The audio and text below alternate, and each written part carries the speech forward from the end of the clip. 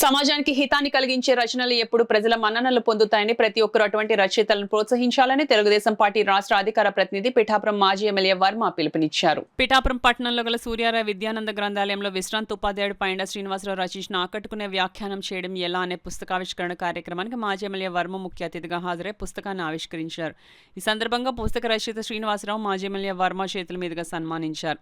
ఈ కార్యక్రమంలో KVSS Prasad, Duvvada salmon రాజు, వరద వీరభద్రరావు, మనవూరు మన బాధ్యత అధ్యక్ష కార్యదర్శులు కొండేపూడి శంకర్రావు, అల్లవరపు నగేష్, తెలుగుదేశం పార్టీ జిల్లా ఉపాధ్యక్షులు పిల్లి చిన్న, తెలుగుదేశం పార్టీ పట్టణ అధ్యక్షుడు బుజ్జ సతీష్, పెన్నమ్మరాజు, రామచంద్రరావు, టి సుబ్బారావు, పిల్ల సత్యనారాయణ తదితరులు పాల్గొన్నారు. నేను ప్రార్థన చేస్తున్నానండి, గ్రూప్ 1 ఆఫీసర్ అని చెప్పి చాలా నాకు మన పిఠాపురం ఆడపడుచు మరి ఆ విధంగా ఉండడం చాలా నాకు గర్వంగా అనిపించి అక్కడ స్వీట్ ప్యాకెట్ ఉంటే నాకు తిన్నాను స్వీట్ ప్యాకెట్ కూడా ఇచ్చింది.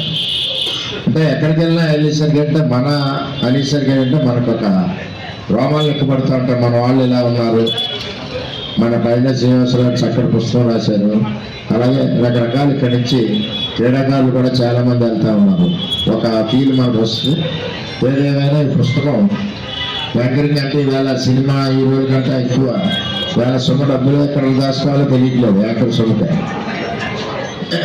ఆ విధంగా ఉంది కాబట్టి కొంత ఎంప్లాయ్మెంట్ కలుగుద్ది.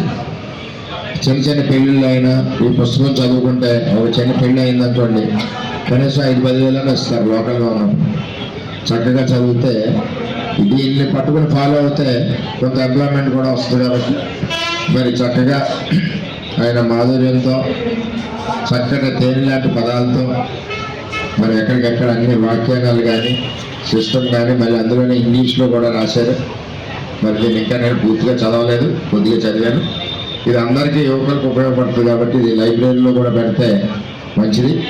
అదేవిధంగా సేల్స్ వచ్చే విధంగా దీన్ని కూడా మరి అందరూ సపోర్ట్ చేస్తే మంచిదని తెలియజేస్తూ మరి పైన శ్రీనివాసరావు గారికి ఆ భగవంతుడు ఇంకా మంచి పుస్తకాలు రాయాలని, ఆయనకి అష్టైశ్వర్యాలు, నిండు 3 ఏళ్ళు ఆరోగ్యం